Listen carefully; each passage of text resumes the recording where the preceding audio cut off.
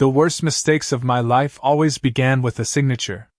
Rain slammed against the windows hard enough to make the entire office tremble. Manhattan looked blurry from the 32nd floor, all white headlights and smeared neon beneath the storm, but inside that room, everything felt painfully sharp. The black marble table.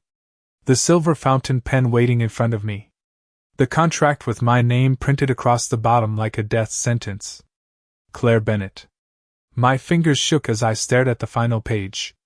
Marriage agreement. The words refused to feel real. Sign it. Victor Hales snapped from across the table. His gold watch flashed beneath the dim chandelier light as he leaned back in his chair like a man who already owned me. Maybe he thought he did. My stepfather sat beside him, pale and sweating through his wrinkled dress shirt. He couldn't even look at me. That hurt more than anything. 3 months earlier, he'd promised the debt would disappear. 2 weeks earlier, he'd sworn these men would never involve me.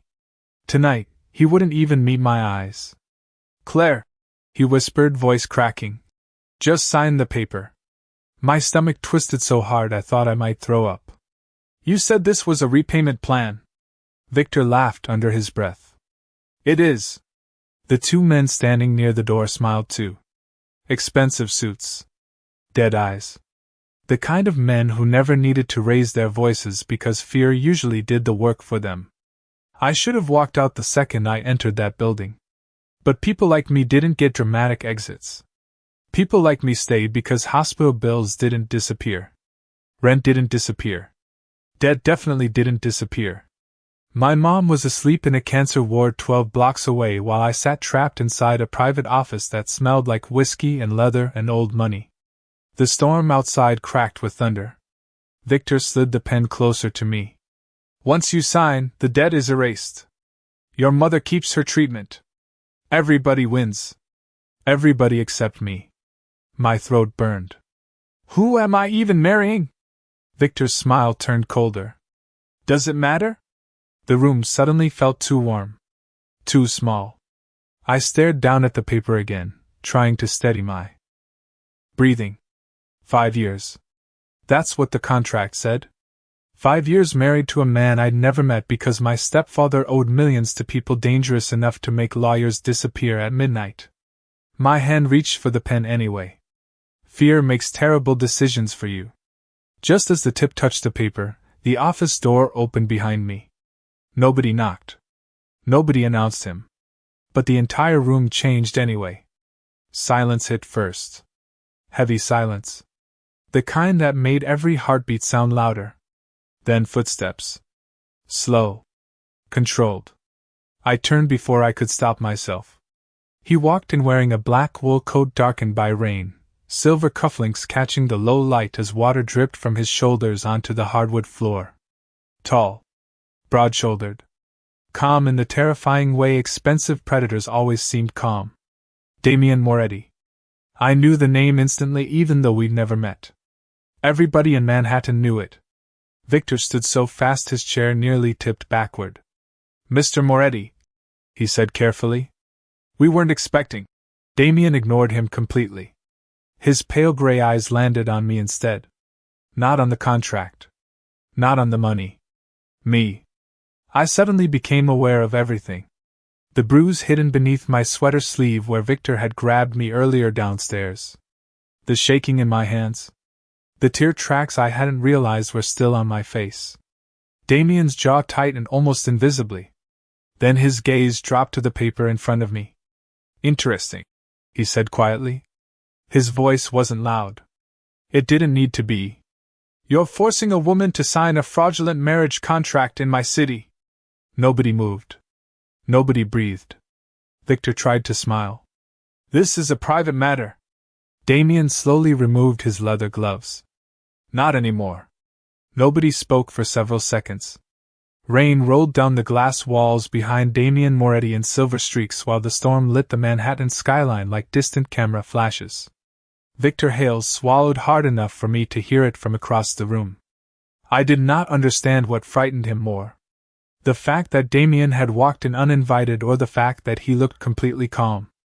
Damien stepped farther into the office, unbuttoning his coat with slow movements that somehow felt more threatening than shouting ever could. One of the men near the door straightened immediately and lowered his eyes. That was when I realized something terrifying. These men were not loyal to Victor. They were loyal to Damien. Victor cleared his throat. "Mr. Moretti, there has been a misunderstanding." Damien glanced at the contract again. "A forged marriage agreement tied to debt collection is not a misunderstanding." His voice remained soft. Controlled. "It is stupidity." My stepfather looked like he might collapse right there beside the table. Sweat glistened across his forehead, while his shaking hands gripped the edge of his chair. "Please," he whispered toward Damien. "I was trying to fix it." Damien finally looked at him. Gray eyes. Empty eyes. "You gambled with money that did not belong to you." The room felt colder somehow. Victor forced a laugh that sounded painful. "The girl is willing to cooperate." Damien turned toward me again. The weight of his attention hit harder than I expected. He studied me quietly like he was piecing together a puzzle nobody else noticed. My cheap sweater. The exhaustion under my eyes. The hospital visitor sticker still attached to my sleeve from earlier that evening. Then his gaze paused on my hand. I looked down automatically and realized I was gripping the pen so tightly my knuckles had turned white. "Are you willing?" he asked. Nobody had asked me that all night. My throat tightened unexpectedly. "Does it matter?" For the first time, something shifted in Damien's expression. Not softness exactly. Something more dangerous than softness. Understanding. Victor suddenly slammed one hand against the table. "Enough." I jumped. "This debt belongs to her family. She signs tonight or her mother loses everything." Damien did not even flinch. He slowly removed a folded handkerchief from his pocket and placed it beside me on the table. Only then did I realize blood had appeared near my thumb where the pen had cut into my skin. Such a small gesture should not have mattered. But it did. "Her mother stays in treatment," Damien said calmly. "The debt disappears." My head snapped toward him. Victor stared in disbelief. "You would pay $7 million for a stranger?" $7 million. The number hit me like freezing water. My stomach dropped so fast I thought I might faint. Damien's eyes never left mine. "No," he said quietly. "I am paying because I dislike watching desperate men corner women they cannot control." Victor's face darkened. "You cannot simply walk in here and erase my arrangement." Damien slipped one hand into his pocket. "I already did." Silence. Complete silence. One of the guards near the wall suddenly received a text message. His face drained of color as he looked at Victor. "The accounts," he muttered nervously. "They are frozen." Victor turned pale. Damien stepped closer to the table, close enough now that I caught the faint scent of rain and expensive cedar cologne. Everything about him felt controlled. Measured. Like a man who had spent years mastering silence because silence frightened people more than anger ever could. He looked down at the contract one final time before tearing it cleanly in half. The sound seemed louder than thunder. Victor stood abruptly. "You are making a mistake, Moretti." Damien folded the torn papers once. "No." His eyes lifted toward me again. "The mistake was believing nobody would notice her." My pulse stumbled. Outside, lightning flashed across the skyline. Inside, Damien Moretti opened the office door and spoke without looking back. "Claire Bennett," he said calmly. "Come with me." The elevator ride down felt unreal. Nobody spoke. Rainwater glistened on Damien Moretti's black coat, while soft jazz drifted through hidden speakers in the mirrored elevator ceiling.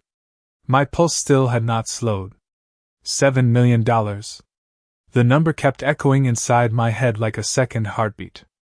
Beside me, Damien stood perfectly still with one hand in his pocket, staring at the glowing floor numbers as if none of what happened upstairs mattered to him at all. Two men in dark suits waited silently behind us. Security, probably. Bodyguards. They carried themselves differently than Victor's men. Cleaner. Sharper. Like they belonged to someone who expected obedience without asking for it. I wrapped my arms around myself and tried to steady my breathing. Why did you help me? The question slipped out before I could stop it. Damien did not look at me immediately. You assume I helped you.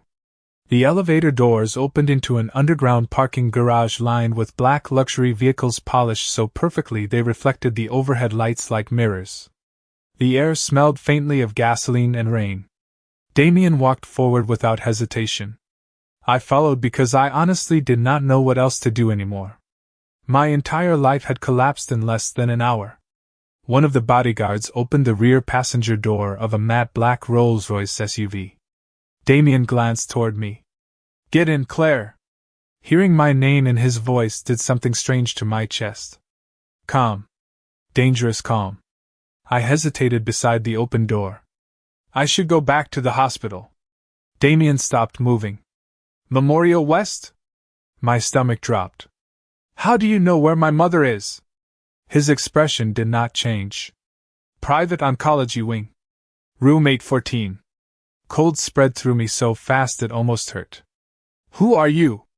For a moment, the storm outside became the only sound in the garage. Then Damien stepped closer. Not enough to touch me. Just enough that I felt his presence like pressure against my skin. I am the reason Victor Hale will never come near you again.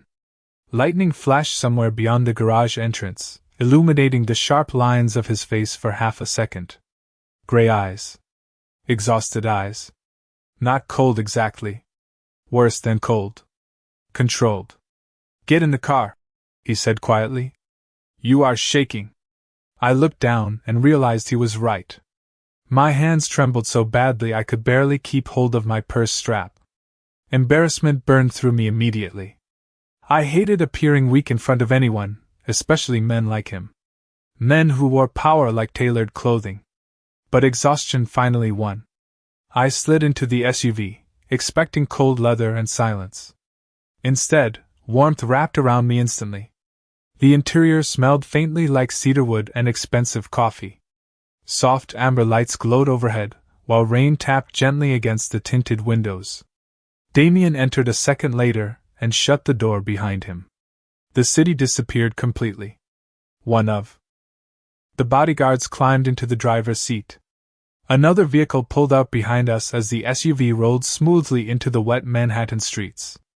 I stared out the window while neon signs blurred across the glass. You still have not answered my question, I said softly. Why me?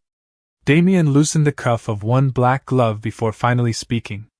3 months ago, Victor Hale purchased debt connected to your stepfather. My throat tightened. I know that. No, Damien said calmly. You know what they told you. He looked at me then. Fully. The intensity of his attention made it hard to breathe. Your stepfather never owed $7 million. My heart stumbled. What? The debt was inflated intentionally. Rain streaked across the city lights outside while my mind struggled to catch up. Why would they do that? Damien's jaw hardened slightly. Because desperate people sign anything when someone they love is dying. Silence swallowed the back seat. I suddenly remembered the contract again. The marriage clause. Victor's smile. The way my stepfather looked terrified instead of surprised. Something ugly twisted deep in my stomach. You knew this would happen tonight, I whispered.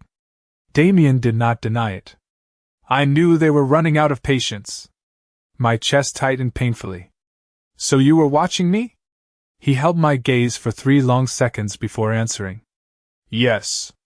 The honesty of it frightened me more than lies would have. Outside, thunder rolled over Manhattan while the city lights reflected across Damien Moretti's expressionless face. Then he said the one thing that made my blood run cold. And now everyone who matters knows your name. The closer we got to Memorial West Hospital, the quieter the car became. Manhattan after midnight looked different through Damien Moretti's tinted windows. Cleaner somehow. Distant.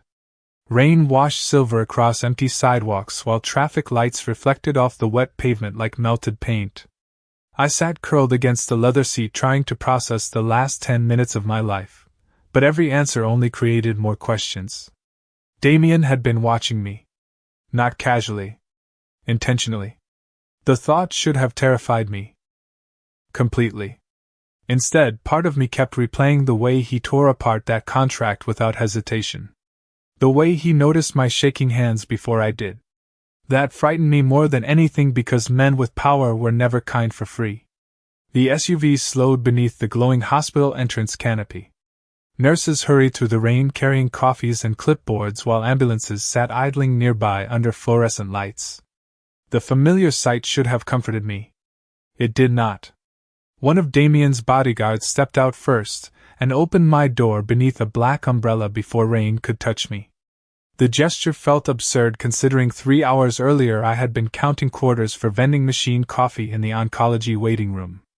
I climbed out slowly. "Thank you," I murmured automatically. The bodyguard gave a short nod but said nothing. Damien stepped onto the sidewalk beside me a second later.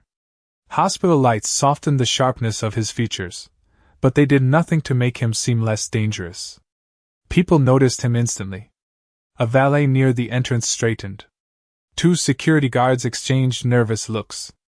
Even exhausted doctors rushing through the lobby seemed to move out of his path without understanding why. Power has a sound. Sometimes it sounds exactly like silence. I stopped walking near the sliding entrance doors. "You do not need to come inside." Damien adjusted one cuff calmly. "I know." "Then why are you here?" His gray eyes settled on me again. "Because Victor Hale will not be the only person watching that room tonight." My chest tightened immediately. "You think they would go after my mother?" "I think desperate men become unpredictable when they lose money." Fear slid cold and sharp through my ribs. Before tonight, my biggest fear had been overdue medical bills. Suddenly that life felt very far away. Damien glanced toward the glowing 8th-floor windows above us. "How long has she been sick?" I hesitated before answering. "Almost a year." "And your stepfather?" I laughed softly without humor. "He disappeared emotionally long before the death happened." Something unreadable crossed Damien's face. Maybe recognition. Maybe guilt.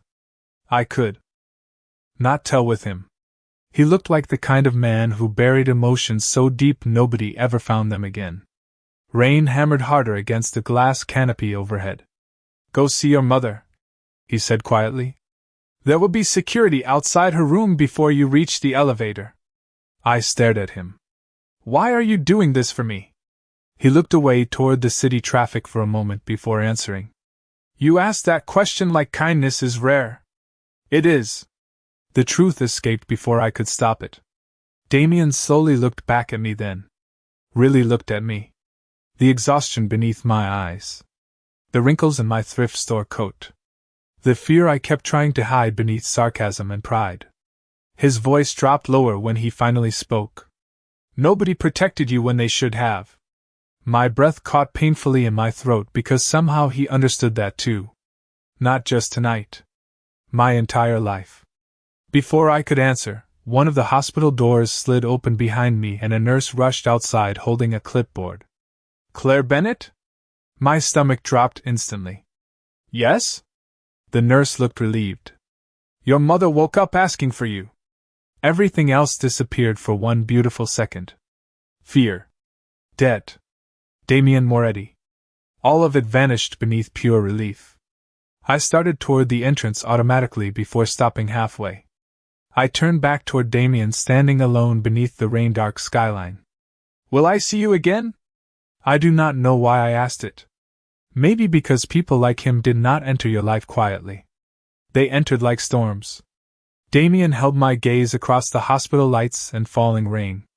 "Claire," he said softly, "you were never supposed to see me at all." My mother looked smaller every time I saw her. The hospital bed swallowed her fragile frame beneath white blankets while rain tapped softly against the 8th-floor windows behind her. Machines hummed in slow, steady rhythms beside the bed, glowing green and blue beneath the dim lights of the oncology wing. For a second, I just stood there holding my breath because she was awake. Really awake. Not drifting in and out beneath medication. Her tired blue eyes found me immediately, and she smiled the same gentle smile she had worn.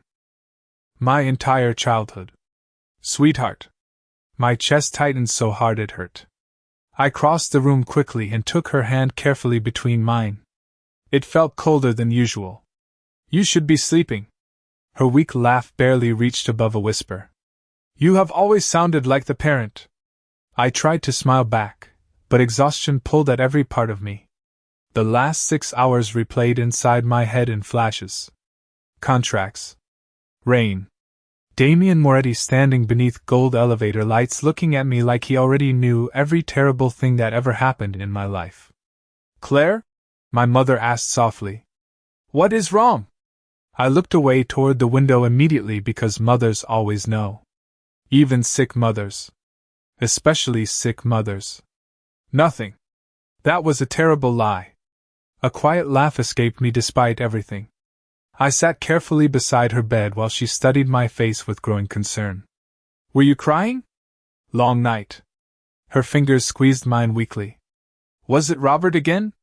My stepfather's name left a bitter taste in my mouth now. Before tonight, I kept making excuses for him. Stress. Fear. Gambling addiction. But watching him sit silently while strange men tried to sell my future changed something inside me permanently. I think Robert owes dangerous people money, I admitted quietly. My mother closed her eyes slowly like she already suspected. How bad? I could not bring myself to say $7 million out loud. Not in this room. Not while she looked so tired and small beneath fluorescent hospital lights. It is being handled. Her eyes opened again immediately. By who? Silence stretched too long. I stared down at our hands while thunder rolled somewhere over the city. Claire. I swallowed hard. A man named Damien Moretti. The reaction was instant. Real fear flickered across her face for the first time all night. My stomach tightened. You know that name? She looked toward the closed hospital door automatically before lowering her voice. Where did you meet him? At Robert's office. Oh God. Her breathing changed slightly. Faster. Uneven. I leaned forward immediately. Mom. You need to stay away from men like that. I frowned. What kind of men? She stared at me for several seconds before answering carefully. The kind who can erase problems overnight. The room suddenly felt colder despite the heat humming softly through the vents. He paid the debt, I whispered. Her expression fell completely. Nothing is free with people like Damien Moretti. I wanted to argue. Wanted to insist he had helped me. But deep down, part of me already understood she was right. Men that powerful did not move without reasons. And Damien Moretti watched everything too closely for this to be random. A soft knock interrupted us before I could respond. The door opened slowly and one of the night nurses stepped inside holding a clipboard. Miss Bennett? She asked gently. There are 2 security officers outside asking if you need an escort tonight. My mother's face drained of color. Security? The nurse nodded. They said Mr. Moretti arranged 24-hour protection for this floor. My pulse stumbled instantly. For this floor? Yes, ma'am. The nurse looked confused by my reaction. They arrived about 15 minutes ago. My mother stared at me in silence after the nurse left. Rain slid down the dark hospital windows while the machines beside her bed continued their slow, steady rhythm. Then she whispered the one thing I could not stop hearing long after she fell asleep. Claire, men like Damien Moretti do not protect people unless they plan on keeping them. I barely slept. The hospital chair beside my mother's bed left my neck stiff and my thoughts worse. Every time I closed my eyes, I saw Damien Moretti standing in that rain-dark office tearing apart the marriage contract like paper meant nothing to him. Maybe it did not. Men with enough money stopped treating consequences like real things. By 6 a.m, the oncology floor smelled like coffee and disinfectant. Pale sunlight pushed weakly through storm clouds outside the windows while nurses traded exhausted smiles at shift change. My mother finally fell asleep around dawn, her breathing softer now beneath the steady hum of machines.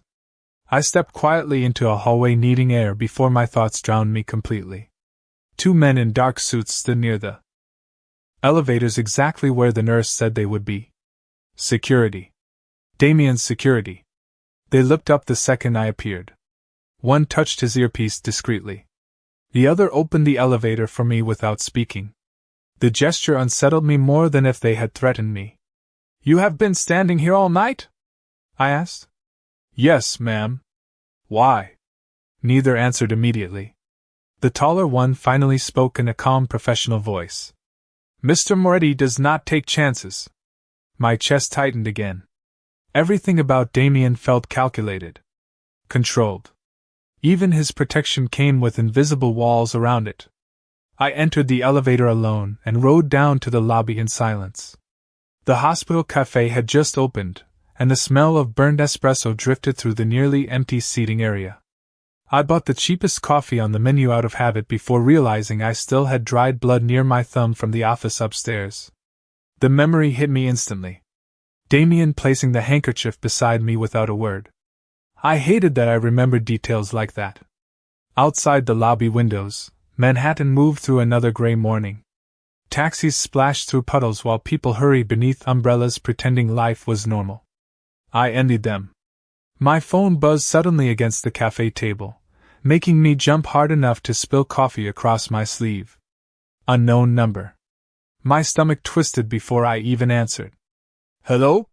Silence for half a second. Then his voice. Calm. Deep. Controlled. "Did your mother sleep?" I froze completely. Damien Moretti. Even hearing his voice through a phone somehow changed the air around me. "How did you get this number?" "Claire."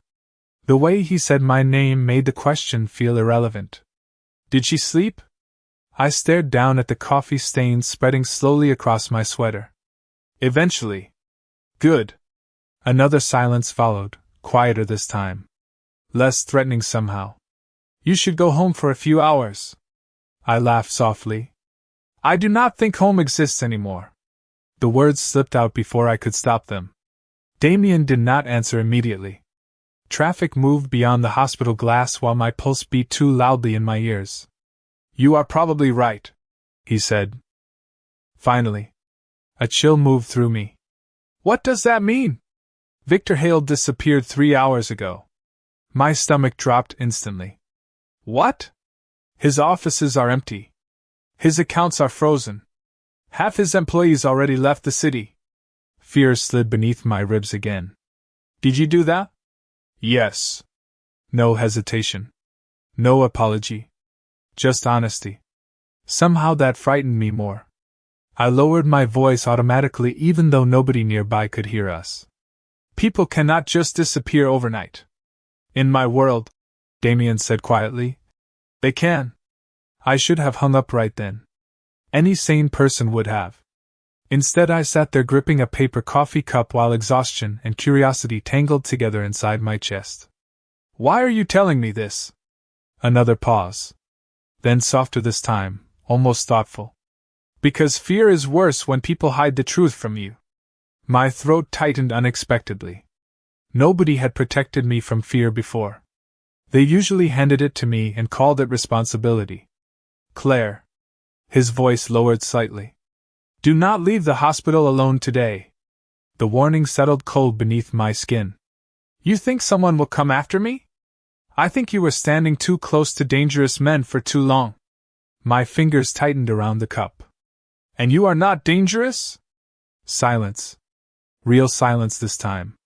Then Damien answered in the calmest voice imaginable. "That depends on who is asking." By noon, the rain finally stopped. Weak sunlight spilled across Manhattan in pale streaks that made the city look deceptively clean, like nothing ugly had ever happened there. I sat beside my mother's hospital bed pretending to read insurance paperwork, while my thoughts kept circling the same terrifying truth. Damien Moretti had erased a man overnight. Calmly. Efficiently. Like deleting a line from a document. Every instinct told me to stay away from someone capable of that.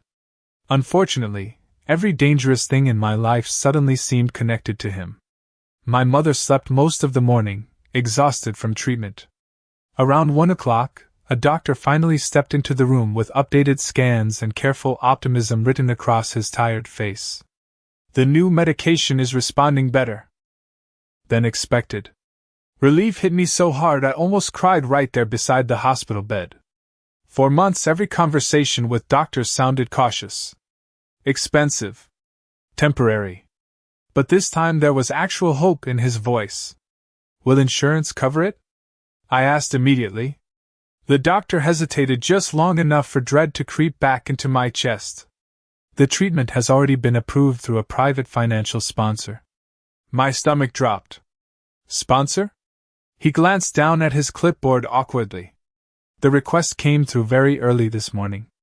Of course it did. I stared at the floor tiles while heat rushed into my face. Did the sponsor leave a name? The doctor shifted slightly. Moretti Foundation. My pulse stumbled hard enough that I felt it in my throat.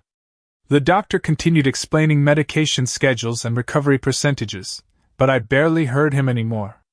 Damien Moretti had paid for my mother's treatment without even asking me first. That should have felt generous. Instead, it felt terrifyingly personal. When the doctor left, I stepped into the hallway needing air again. One of Damien's security men stood near the elevators exactly where he had been earlier, hands folded calmly in front of him. Watching everything. Does he usually buy hospitals for strangers too? The guard actually looked amused for half a second. No, ma'am. Then why me? The man's expression returned to neutral immediately. Mr. Moretti does not explain his decisions to us. I crossed my arms tightly. Convenient. Before he could answer, the elevator doors opened with a soft chime. Everyone near the hallway shifted instantly. Nurses straightened. Conversations lowered. The security guard beside me touched his earpiece automatically. Then Damien stepped out onto the oncology floor wearing a charcoal gray suit so perfectly tailored it looked unfair beside fluorescent hospital lights. No bodyguards this time. No umbrella. Just Damien moving through the hallway with that same quiet authority that changed the air around him. My heart betrayed me completely by speeding up the second his eyes found mine. You should be resting, he said calmly as he approached. I frowned. Immediately. You do not get to tell me what to do. Something almost resembling amusement flickered briefly across his face. That attitude explains several things. You paid for my mother's treatment. It was not a question. Damien glanced toward the hospital room behind me. Yes. Why? Because she deserves to live. The simplicity of his answer caught me off guard. No speeches. No manipulation. Just quiet certainty. I searched his face for some hidden motive, but Damien Moretti hid emotions the way other people hid weapons. Carefully. Professionally. You cannot keep solving my problems. His gaze sharpened slightly. Claire. My name sounded softer in his voice than it should have. You still think these are only your problems? Before I could respond, my phone vibrated sharply inside my coat pocket. Unknown number again. A cold feeling slid through my stomach instantly. I answered cautiously. Hello? Breathing. Heavy breathing. Then my stepfather's voice cracked through the line filled with panic. Claire, listen to me carefully. I straightened immediately. Robert? Where are you? You need to leave the hospital right now. Fear wrapped around every word he spoke. Real fear. What happened? Silence. Then quietly, almost desperately, he whispered. I told them about Damien. The world around me seemed to stop moving. Hospital monitors beeped softly behind the half-open door to my mother's room while nurses pushed carts down the hallway completely unaware that my pulse had just dropped into my stomach. I gripped the phone tighter. What do you mean you told them about Damien? My stepfather sounded breathless. Panicked. Like someone running from something they could not outrun. I did not have a choice. Damien stood only a few feet away from me near the elevator, watching my expression sharpen with every second of the call. His face remained unreadable, but something colder settled into his gray eyes. Robert, I whispered urgently. Where are you? Static crackled through the line. Listen to me carefully, Claire.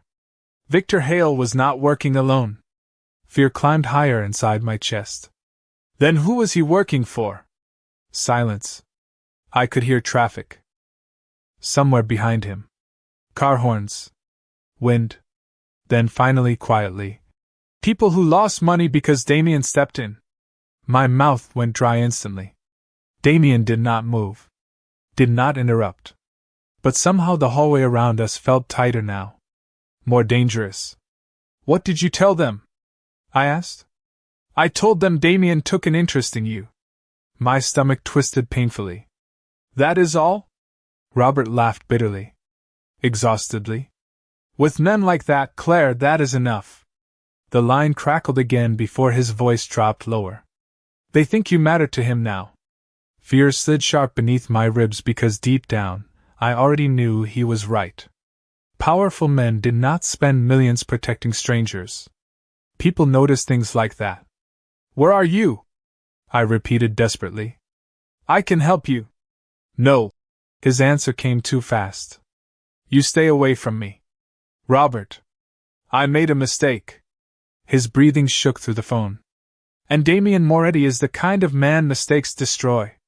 My eyes lifted automatically toward Damien standing beneath fluorescent hospital lights in his charcoal gray suit, looking calm enough to belong in a boardroom instead of a crisis. For the first time, I saw him differently. Not as a rescuer. Not even as a dangerous man. Something larger. Someone people feared enough to disappear over. Robert, I whispered carefully. Did Damien threaten you? Silence answered me first. Then softly. No.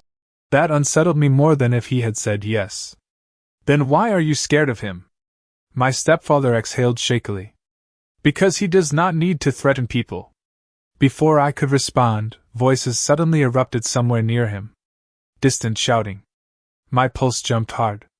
Robert? More noise. A car door slamming.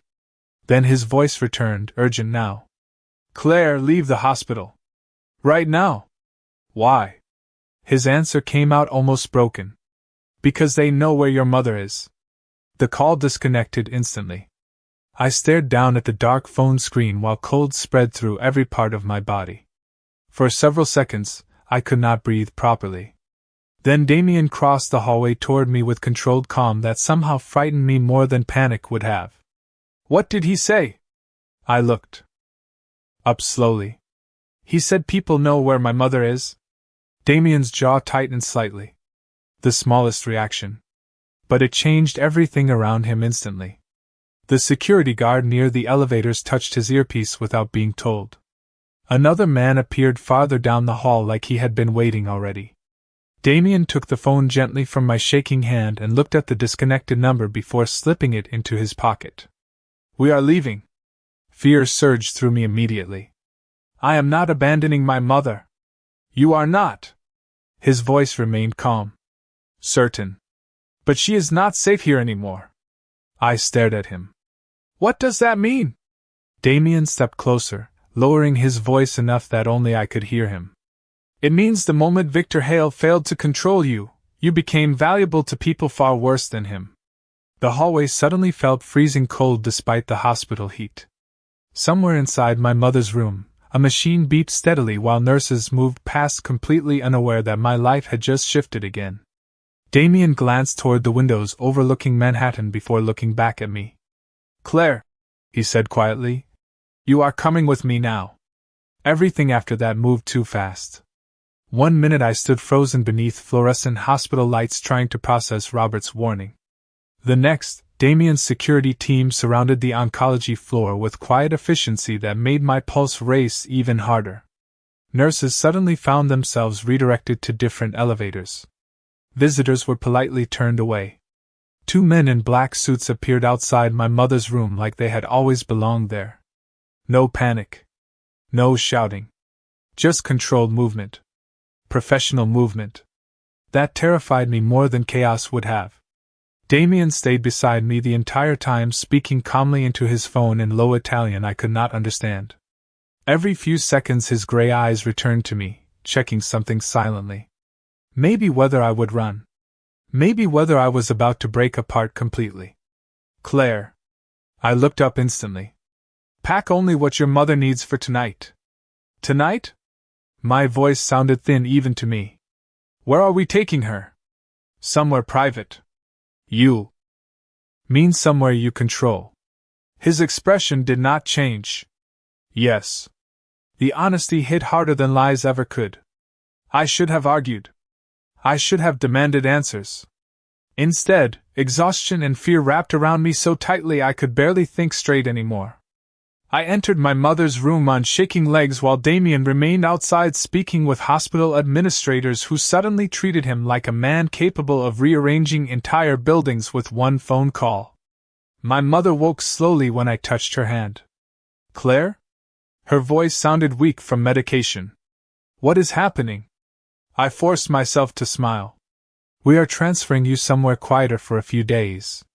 Her eyes moved toward the doorway immediately. Because of him? I could not answer. That silence became answer enough. 30 minutes later, my mother was carefully moved through a private elevator while rain clouds gathered over Manhattan again outside the hospital windows. Damien walked beside the stretcher the entire time, one hand in his coat pocket, eyes tracking every hallway and every stranger who passed too close. People moved out of his way instinctively. Fear has a language. Apparently power does too. By the time we reached the underground parking garage, another convoy of black vehicles waited beneath dim concrete lights. The air smelled like rain and gasoline again. My mother slept peacefully beneath medication while paramedics secured her inside a private medical transport SUV. I stood nearby hugging my coat tightly around myself as cold wind swept through the garage entrance. You planned all this fast, I whispered. Damien looked toward the line of vehicles. I planned it before your stepfather called. A chill slid through me instantly. You already knew someone might come after us. Yes. And you still involved yourself anyway? For the first time since I met him, Damien looked tired. Not physically. Something deeper than that. Claire. My name sounded rougher now. More honest somehow. There are moments in life when walking away becomes impossible. My pulse stumbled unexpectedly. Before I could answer, one of his men approached quickly holding a tablet. Sir. The bodyguard lowered his voice. We found Bennett's location. My stomach twisted hard. Robert. Damien's jaw tightened almost invisibly. Alive? Yes. Relief flashed through me instantly before fear followed right behind it. Damien noticed both reactions immediately. He notices everything. The bodyguard hesitated slightly before continuing. But he is asking specifically for Claire. Silence settled heavily around us. Rain started again outside the garage entrance, soft at first against concrete. Damien looked at me for several seconds without speaking. Then finally quietly, You are not meeting him alone. He is my family. He sold your name to dangerous people. His voice remained calm, but something colder moved beneath it now. Protective. Possessive. My chest tightened unexpectedly at the sound. He is still family. Damien stepped closer until only a few feet separated us beneath the flickering garage lights. And that, he said softly, is exactly why you are vulnerable. Thunder rolled somewhere above the city while rain poured harder outside. I stared up at Damien Moretti, realizing something terrifying for the first time. He was not trying to control me because he underestimated me. He was trying to control the world around me because he already knew exactly how cruel it could become.